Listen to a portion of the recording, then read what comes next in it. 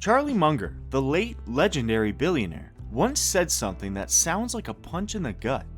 The first $100,000 is a struggle, but you have to do it. I don't care what you have to do. If it means walking everywhere and not eating anything that wasn't purchased with a coupon, find a way to get your hands on $100,000. But why? Why is this specific number the holy grail of personal finance? Is it because you can finally buy a Porsche? No. If you buy a Porsche with your first 100K, you've fundamentally missed the point, and we're probably gonna have to start this video over. The truth is, your first $100,000 is the hardest money you will ever make. It feels like you're trying to push a literal boulder up a mountain while your friends are at brunch and the economy is screaming in your ear. But what they don't tell you, and what we're gonna break down today, is that 100K isn't just a number. It's a psychological escape velocity. By the end of this video, you're going to understand the cold hard math of why the second 100K is basically easy mode, how this milestone literally rewires your brain to stop being a consumer and start being a predator in the market, and the exact roadmap to get there before you're too old to enjoy it. If you feel like you're running on a financial treadmill covered in glue, stick around.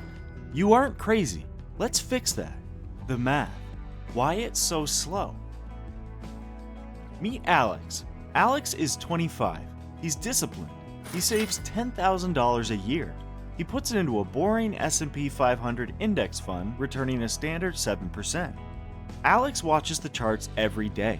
After year 1, he has $10,000 plus a little interest. He feels nothing. After year 3, he has maybe $32,000. He sacrificed 3 years of vacations and new iPhones for $32K? He looks at his friend who just financed a Raptor and he feels like a loser. This is where 90% of people quit. They quit because the math of compounding is invisible at the start. When you have $10,000, a 7% return is $700. That doesn't even cover a new set of tires. It feels like your money is lazy. It's just sitting there, barely breathing. But look at what happens when Alex hits the $100,000 mark. Now that same 7% return isn't $700, it's $7,000. That is a silent employee working for Alex 24/7 with no health insurance and no complaints. Mathematically, if you save $10K a year at 7% interest, it takes you roughly 7.8 years to hit your first 100K. It takes only 5.1 years to hit the next 100K. The third 100K? Only 3.7 years. The amount of your effort decreases, while the money's effort increases. Reaching 100K is like reaching the top of a roller coaster. You've spent all this time clicking slowly upward, feeling the tension, wondering if it's worth it, and then you hit the peak. Once you're over the edge, gravity, or in this case compounding, takes over. The psychology of escape velocity.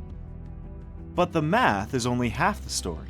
The biggest change happens between your ears. When you have $0, or even $5,000, you are in survival mode. Every financial decision is a decision today. Can I afford this coffee? Can I pay rent? You see money as a tool for consumption. But as you crawl toward 100K, a weird identity shift happens. We call it the investor's paradox.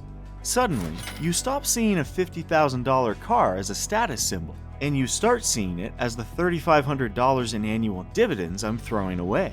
You begin to value the freedom the money buys, more than the stuff the money buys. This is escape velocity. In physics, this is the speed you need to break free from a planet's gravitational pull without using any more fuel. In finance, 100K is the point where the gravity of broke stops pulling you back. Think about it. If you have $2,000 and your car's transmission blows, you're back to zero. You're wiped out. You're discouraged. But if you have $100,000 and a $3,000 emergency happens, it's a rounding error. It's a bad Tuesday. You don't lose your momentum. Reaching 100K proves to yourself that you are the kind of person who can win. It's a psychological badge of honor that says, I have the discipline to delay gratification. And once you know you can do that, you become dangerous. The danger zone. Now, let's talk about the slump. There is a specific danger zone between $50,000 and $75,000. At 50K, you've been working hard for a few years. You've got a nice amount of money. Not quit your job money, but to buy a really nice jet ski money. This is where most people fall victim to lifestyle inflation. You start thinking, I've been so good. I deserve a treat. You upgrade the apartment. You get the premium trim on the SUV. And just like that, you've increased your monthly burn. You've just added more weight to the boulder you're pushing. The people who actually hit 100K are the ones who treat the 50 to 100 stretch like a sprint. They don't change their lifestyle, they keep their heads down. They understand that the tax for being wealthy later is looking average right now. Wait, what about inflation? I know what you're thinking. Hey, 100K isn't what it was in 1990. You're right, but the principle is identical. Whether it's 100K or 120K adjusted for your city, the milestone is the same. It's the point where your capital becomes a viable engine. Don't use inflation as an excuse to stay at zero. 100K with slightly less purchasing power is still infinitely better than $0 with a bunch of excuses. How to get there? Phase by phase. So how do we actually do this?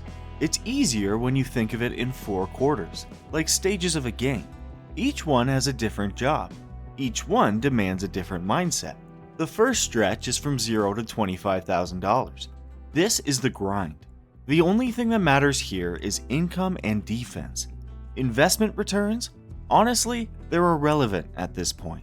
If you somehow double $100, congratulations, you now have $200. That's not life-changing. What changes your life in this phase is increasing the gap between what you earn and what you spend. This is where you take the extra shift, build the side hustle, negotiate your salary, or live like you're still in college even if you've upgraded in life. You're not trying to look rich, you're trying to build the engine. The mission here is simple. Shovel as much cash as possible into the system. Then you move into the $25,000 to $50,000 range. This is where the habit locks in. The focus shifts to automation. You set up your Roth IRA, your 401k, your brokerage account, and you make them pull money before it even hits your checking account. You remove willpower from the equation. This is also where the identity shift happens. You stop saving whatever is left at the end of the month and start spending whatever is left after you've invested.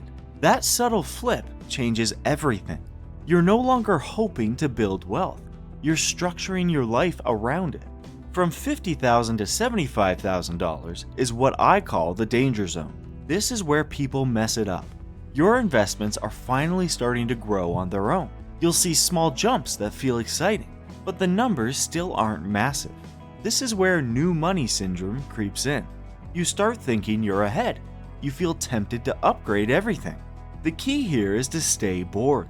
Stay consistent. Keep investing. Don't touch the principal. This phase is less about strategy and more about discipline. You're protecting momentum. And then you hit $75,000 to $100,000. This is the finish line. Now you can actually see the summit. The math starts accelerating. You'll notice your net worth increasing by amounts that used to take you months of discipline to save. That's when compounding finally feels real. It's not dramatic overnight, but it's noticeable. The system you built starts working harder than you do. But here's the warning nobody likes to hear. Don't try to shortcut your way to 100K with meme coins, random get-rich-quick plays, or whatever shiny thing is trending this week. The reason 100K is powerful isn't just the number, it's the discipline it forces you to build along the way. If you gamble your way there, you won't have the habits to keep it. And without the habits, the money disappears just as fast as it came. Build it the right way. The foundation is the real asset. Here is the ultimate truth. The first $100,000 is a test. It's the universe asking you, do you actually want to be free? Or do you just want to look like you are? Most people fail the test. They choose the look over the reality. But once you cross that 6-figure line, everything changes. The anxiety that used to keep you up at night, it's gone. The yes man attitude you had to have at work because you couldn't afford to be fired, it's gone. You've bought yourself the most valuable resource on earth. time. Your money is finally working harder than you are. The boulder is at the top of the hill, and from here on out, you just have to give it a little nudge every now and then to keep it rolling. If you're at $500, keep going. If you're at $50,000, don't you dare buy that car. Get to the finish line. I've put a link in the description to a tracker that shows you exactly how your compounding curve looks based on your current savings. Download it, look at your peak, and start climbing. And if you want to know the 5 mistakes people make after they hit 100K that sends them right back to the grind, watch this video next. Go get your hands on that first 100. It's worth the walk.